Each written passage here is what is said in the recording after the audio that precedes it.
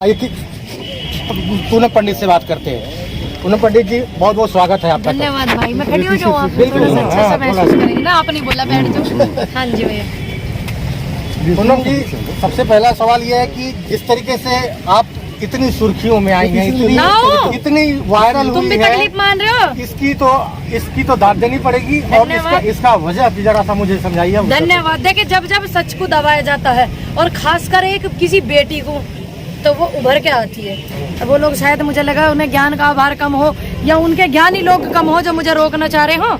उनके ज्ञानी जो ज्ञान उन्हें देते हैं वो कम होंगे ज्ञानी, तो इसलिए उनको इस बात का पता नहीं होगा कि जब जब किसी सच को रोका जावे है, किसी नारी को रोका जावे, तो वो और ज्यादा उभर के आवे और निखर के आवे। और सच के साथ रहने वाले लोग हमेशा से उभर के ही आते हैं। पूनम जी, जिस तरीके से आपका कर्म किसानों के साथ लगातार चलता आ रहा है और इस तरीके से चल रहा है जैसे किसानों के अंदर एक नई ऊर्जा डाल रहा है। ना डालू फिर वो बीच में वो ऊर्जा कहाँ चली गई थी? अभी 15 दिनों से वो ऊर्जा दिख नहीं रही है। क्यों? कहा होगा यहाँ वो चीजें नहीं दिख रही हैं, क्या कारण है? एक बात सुनो, मैं बाहर भी गई थी, मैं बिलारी में भी गई थी और मैं एक दिन बमेटे भी गई थी, तो उस दिन नहीं आ पाई। कल मेरी तबीयत खराब थी, स्पेशल मैंने बोल दिया नहीं आऊंगी आज।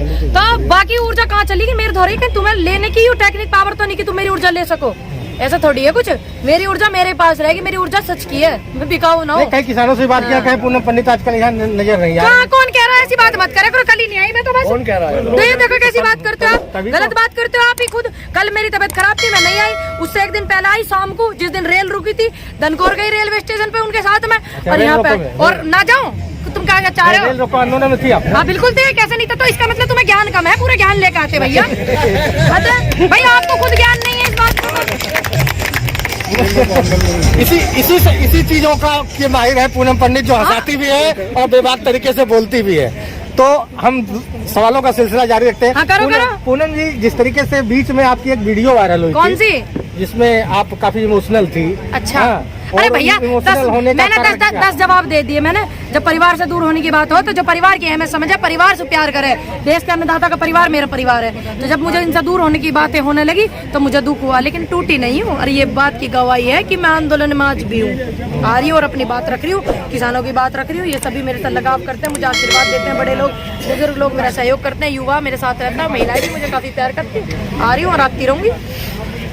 जिस तरीके से आंदोलन में आपकी बेबाकी चल रही है, आपकी ना करूं बेबाकी? अरे करना चाहिए हर युवा को। जिस तरीके से भाषा निकलती है, लोग कहते हैं कि पूनम पंडित जो है वो आग उगलती है। आग मेरे मुंह में से आग निकल रही, मुझे दिखी नहीं है। दिखाओ भैया, उन्हें महसूस हो रही होगी वो आग जो मेरे से भयभीत हो रहे। तमें हो रही किसी को है? बताओ। अब इनसे भी पूछ ले करो या डिमोटिवेट वाले इनके पास जाया करो। जब उनके पास जाया करो तो मुझे वहाँ बुलाया करो।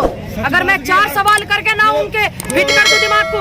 सच कहती है वो, इनको आग लगती है। सच बात, आग लगे भैया, ठीक। और जो वे डिमोटिवेट वाले रहे, मैं उन्हें ढूंढ लूं। मैं मेरे को जिन लोगों ने ऐसी बात करी ना, भगवान की कसम, ईश्वर साक्षी है, वे मुझे अभी तक टकराए नहीं है। मैं पूछूं उनसे, थोड़ा सा ज्ञान लूं और उनसे पूछूं कि कौन सी ऐसी बात थी जो मेरी तमें बुरी लगी। भाई बात तो मैंने वही करी जो सारे किसान कर रहे हैं, सहयोग तो मैंने किसानों को ही करा, किसान की बेटी हूँ, ठीक। कहाँ बात ही बुरी लगी? तुम्हें मेरी बात क्यों बुरी लगी? या का मतलब तुम भी गलत हो जो तुम किसानों की बात रख रहे हो? या ये बात पूछूंगी, मुझे मिले नहीं, भगवान की कसम, परमात्मा साक्षी है।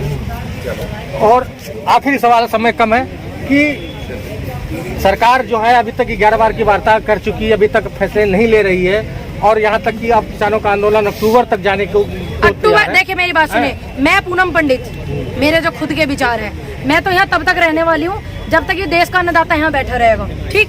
जब तक ये सारे के सारे, एक एक मेरे भाई, एक एक मेरे अंकल, चाचा, ताऊ, सारे अपने घर नहीं चले जाए, मैं तब तक यहाँ रहने वाली हूँ। मैं अक्टूबर तक या सितंबर तक या जनवरी तक नहीं रहने वाली। मैं जब तक रहने वाली हूँ जब तक ये यहाँ पे है। ये मेरे खुद के निजी विचार है।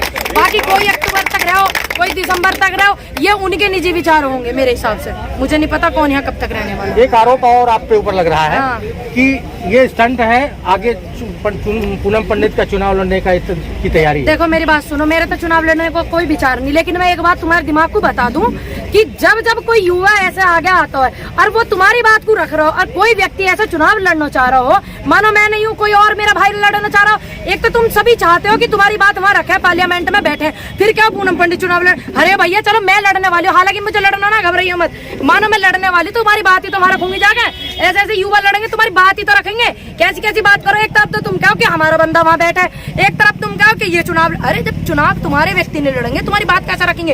ये वे करवा में वे भेड़िए जो हम है, जो डरे हुए रहे, ये ऐसी ऐसी बात वे करें। ठीक, ये तो बाबा तो चाह है कि ये भी चुनाव जावे, ये भी चुनाव में जावे, ये यहाँ जितनी समस्या से जूझ रहे सारे जावे, जब तो इनकी समस्या को वहाँ रखेंगे जब समाधान होगा।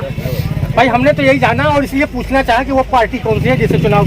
देखिए मैं आपको बता दूं, मैं किसी पार्टी से नहीं हूं, आज तक मैंने किसी पार्टी को सपोर्ट करो, ठीक। और भविष्य के घर में क्या मुझे नहीं पता, मुझे कब पता है आंदोलन में आऊंगी, इतने लाखों करोड़ों लोगों का प्यार मिलेगा, चंद भेड़िया का डाइजेस्ट सिस्टम खराब हो जाएगा, वो थोड़ी पता है बात की कहा है भविष्य के घर में, मुझे क्या पता। बहुत बहुत धन्यवाद।